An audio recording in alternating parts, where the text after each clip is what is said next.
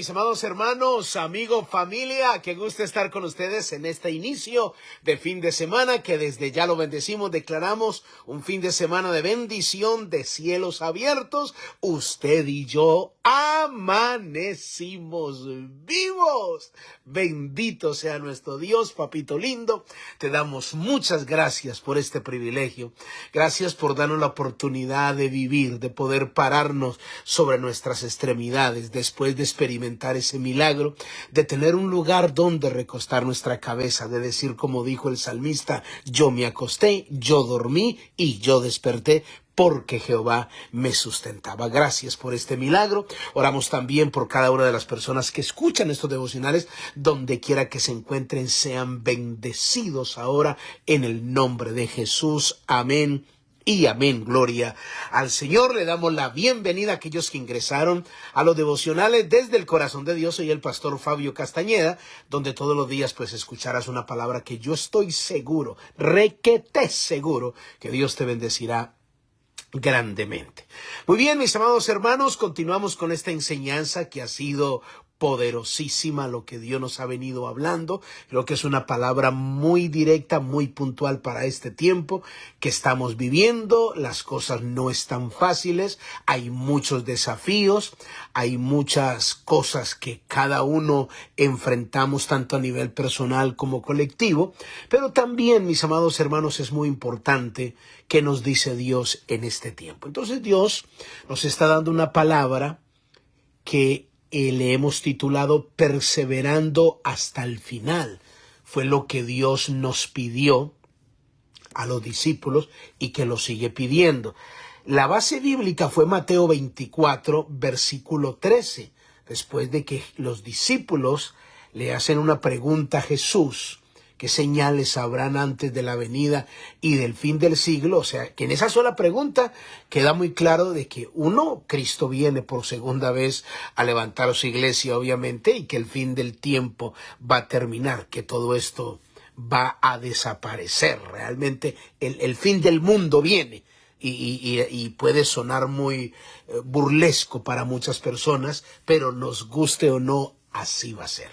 Van a haber cosas que nos va a tocar. De hecho, estamos viviendo ya algunas que somos testigos y sobrevivientes de algunas situaciones que hemos enfrentado muy fuerte, que nos ha sacudido, han habido pérdidas.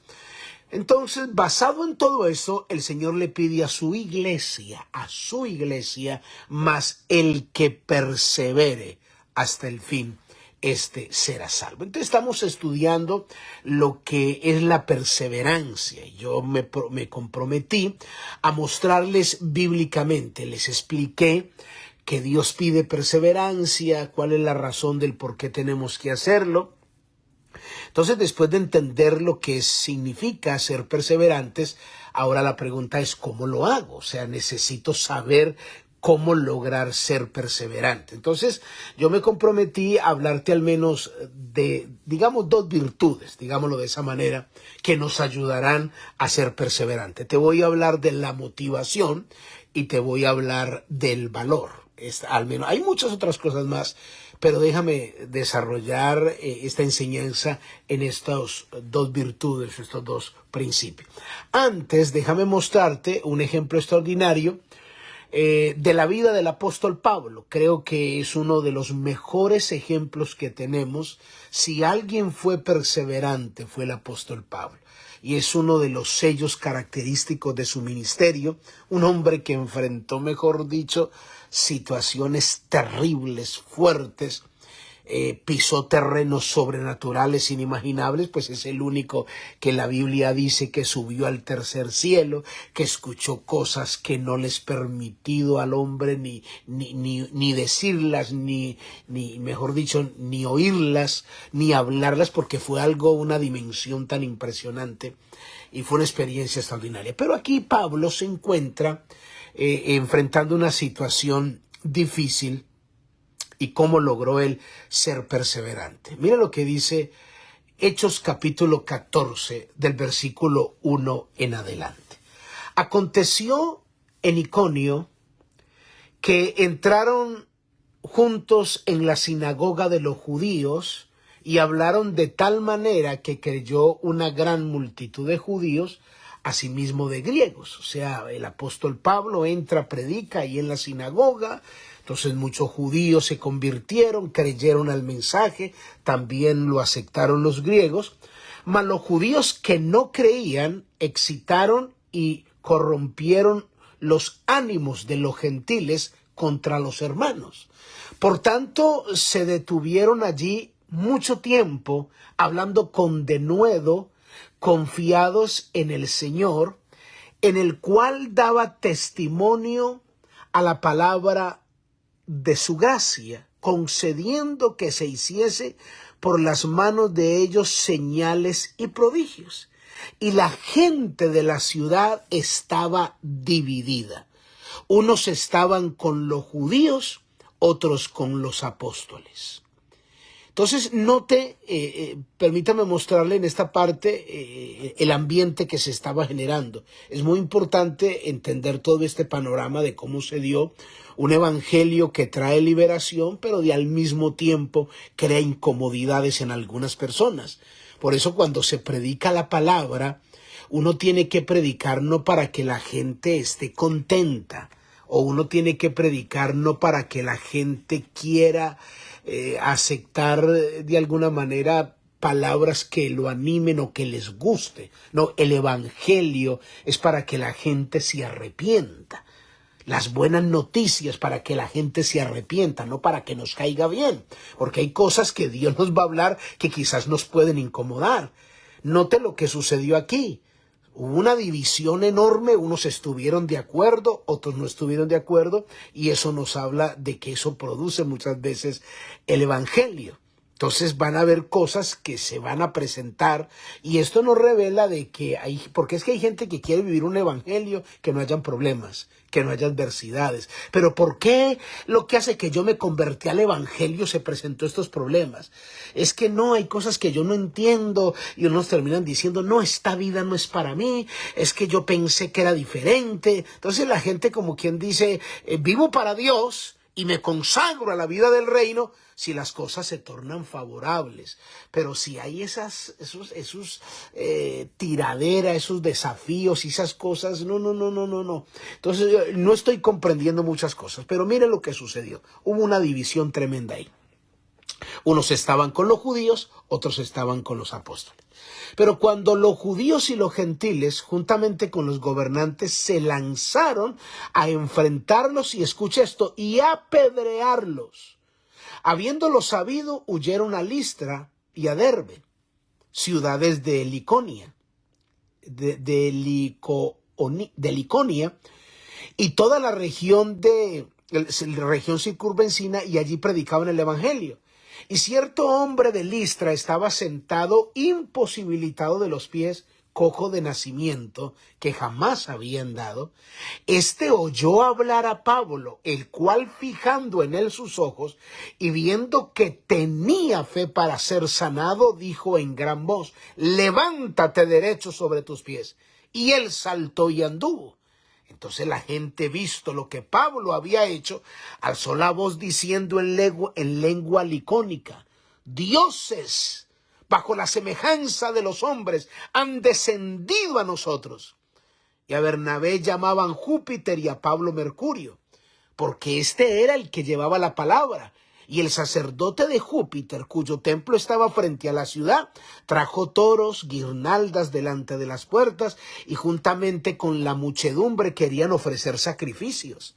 Cuando lo oyeron los apóstoles, Bernabé y Pablo rasgaron sus ropas y se lanzaron contra la multitud dando voces diciendo, varones, ¿por qué hacéis esto?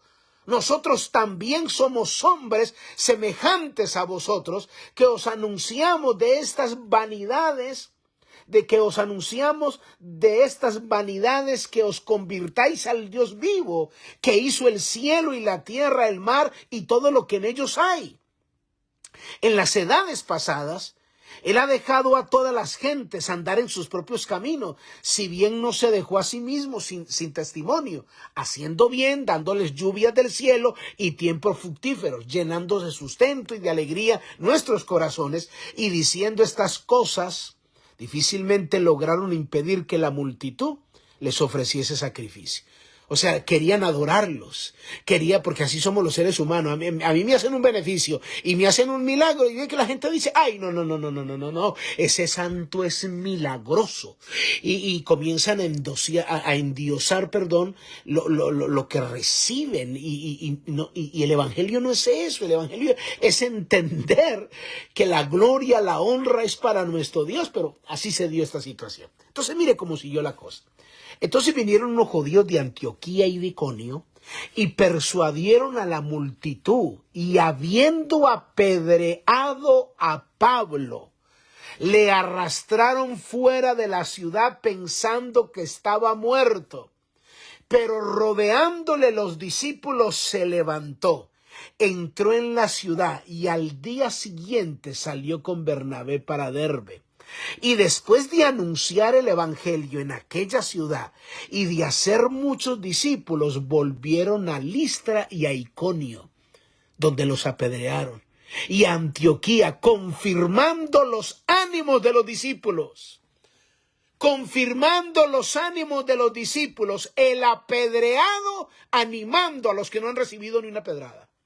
Confirmando los ánimos de los discípulos, exhortándoles a que permaneciesen en la fe, diciéndole, es necesario que a través de muchas tribulaciones entremos en el reino de los cielos. Note qué poderosa esta palabra. El apóstol Pablo, solo por predicar, solo por anunciar el evangelio, se levanta gente en contra de él, lo apedrean. No, mire, pero es que no son piedras de icopor, no son piedras de cartulina ni de cartón. Eran piedras reales, lo habían. Imagínense cómo sería, piense la multitud que había. La Biblia no registra cuántas personas habían. Pero hombre, yo creo que más de 30, de 40, 50 personas, por supuesto que sí. Por supuesto que sí, en las sinagogas iba mucha gente y revolucionó toda la ciudad, y se levantaron unos cuantos y comenzaron a apedrearlo, hasta el punto que la Biblia describe que lo dejaron como muerto. O sea, imagínese la cantidad de... Cualquier persona recibiendo una clase de pedradas de esa, dice, ¿para qué? Así me paga Dios. Yo predicando el evangelio, anunciando el evangelio, y tener que recibir estas pedradas. ¿Por qué yo tengo que vivir esto? Pero cuando tú entiendes la revelación de lo que es perseverante, entras a un nivel tan impresionante de entender la responsabilidad de lo que es permanecer a pesar de las pedradas que te tiren. A lo mejor hoy en día no te apedrean literalmente, pero una piedra puede ser quizás un mal comentario, un mal testimonio, una traición, pedradas extremadamente fuertes, pedradas emocionales, y muchos no las soportan y abandonan la vida cristiana. Así que yo te invito a que vamos pensando en esto y mañana continuamos. Tenemos que ser perseverantes hasta el final. Padre, yo te doy gracias por tu palabra. En el nombre de Jesús, amén y amén. Muy bien, mis amados hermanos, amigos, familia, cuídense mucho. Bendiciones. Bye bye.